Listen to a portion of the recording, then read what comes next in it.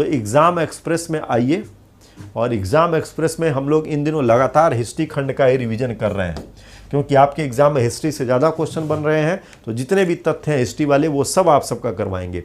All India Muslim league का गठन कहाँ हुआ था? चलो भाई शुरू हो जाओ। पहला, स्वदेशी आंदोलन का संबंध किससे है? गांधी जी के सत्याग्रह का किन्हीं दो से जुड़ाव बनता है, ये आपको यहाँ से स्पष्ट करना है।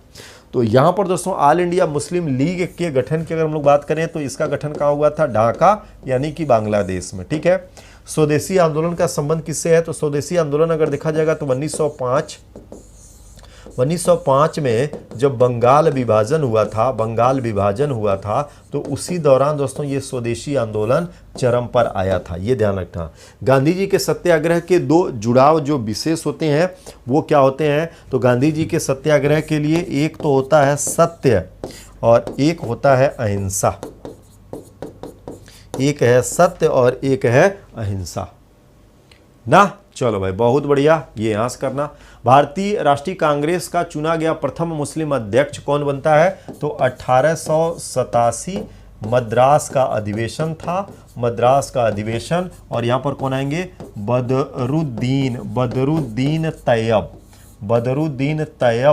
तैयब का नाम दर्ज होता है। ये वही बदरुद्दीन तैयब हैं जो कि नमक सत्याग्रह में भी इनका नाम आता है। गांधी जी की गिरफ्तारी के पश्चात नेतृत्व यही कर रहे थे। भारतीय स्वतंत्रता के समय भारतीय राष्ट्रीय कांग्रेस के अध्यक्ष कौन थे? तो स्वतंत्रता के समय यानी 1947 के समय अगर देखा जाए तो यहाँ पर दोस्तों JB कृपलानी साहब थे। JB कृपलानी साहब ये इसके अध्यक्ष थे, ये यहाँ से ध्यान रखना है। सुभाष चंद्र बोस ने किस पार्टी का गठन किया था? तो 1939 में जब कांग्रेस से अलग हो गए थे तो इन्होंने बनाया था फॉरवर्ड ब्लॉक बनाया था। कौन सी पार्टी? फॉरवर्ड ब्लॉक का गठन किया था। फॉरवर्ड ब्लॉक, ये यहाँ से याद रखना है। ठीक है। 1939 में नेताजी ने क्या बनाया? फॉरवर्ड ब्लॉक बना लिया था। चलो भाई बहुत बढ़िया, ये यहाँ से करना। ठीक है। नेक्स्ट, सीमांत गांधी के नाम से किसे जाना जाता है? तो सीमांत गांधी के नाम से जाना जाता है खान अब्दुल गफ्फार खान को जाना जाएगा, ये ध्यान रखना। राष्ट्रीय कांग्रेस कार्यकारी समिति ने भारत छोड़ो नामक आंदोलन का अनुमोदन कहाँ किया था? तो भारत छोड़ो अनुमोदन की अगर हम लोग बात करेंगे तो इसका अनुमोदन दोस्तों कहाँ पर किया गया था? तो इसका अनुमोदन किया गया था 1942 8 अगस्त ये वर्धा में। कहाँ पर? वर्धा में इसका अनुमोदन किया गया था, वर्धा से शुरू हुआ था। 1946 में कैबिनेट मिशन का नेतृत्व कौन कर रहा था? जो कि दोस्तों भारत में संवैधानिक निर्माण की प्रक्रियाओं के लिए लाया गया था, और इसका नेतृत्व करने वाले कौन थे भाई?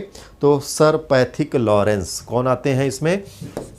इसमें आते हैं सर पैथिक लॉरेंस आते हैं। सर पैथिक लॉरेंस का नाम इसमें दर्ज करना है।